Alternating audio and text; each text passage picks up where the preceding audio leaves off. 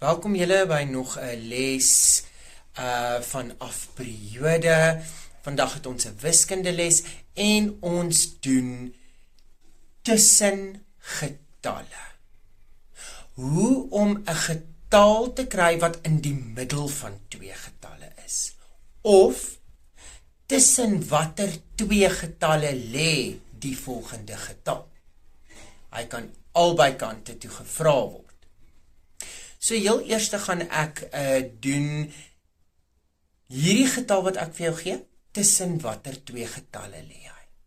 Goed, so, as ons nou vat 'n voorbeeld 67, en ek vra nou vir jou, tussen watter twee tiene lê 67, gaan jy nou kyk, wat is die getal as jy in tiene tel, net voor 67 en net na 67.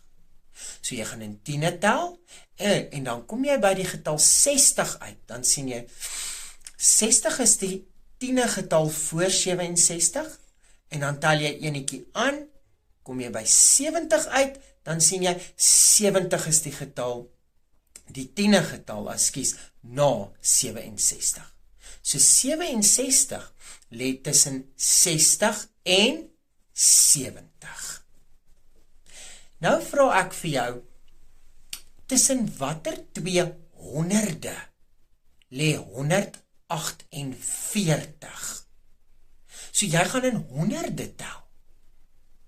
Kyk, watter honderde getal is voor 148? So kom ons tel in honderde. 100, jy sien, 100 is die een voor 148, dan gaan ons in die volgende een toe, en 200, dit is die een na 148.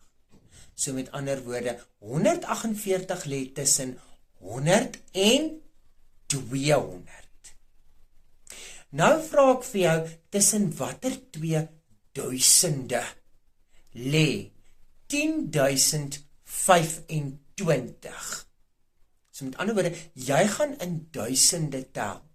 1000, 2000, 3000, 4000, 5000, 6000, 7000, 8000, 9000, 10.000. So 10.000 is die eerste ene, dan kom 10.025 en dan kom 11.000. So 10.025 lê tussen 10.000 en 11.000. Nou gaan ons die omgekeerde doen. Nou gaan ek vir jou twee getalle gee en ek gaan vir jou vra, wat is die getal presies in die middel van hierdie twee getalle? Nou voordat ek dit doen, gaan ek eers vir jou die teorie gee. Dit sien jy op die breinkort. Jy het 4 stappe wat jy moet doen, wat dit vir jou makliker kan maak. Die heel eerste stap is, jy gaan hierdie twee getalle van mekaar aftrek. Goed, jy gaan die verskil tussen hierdie twee getalle kry. As jy klaar die verskil gekry het, is stap 2, deel daai getal met 2.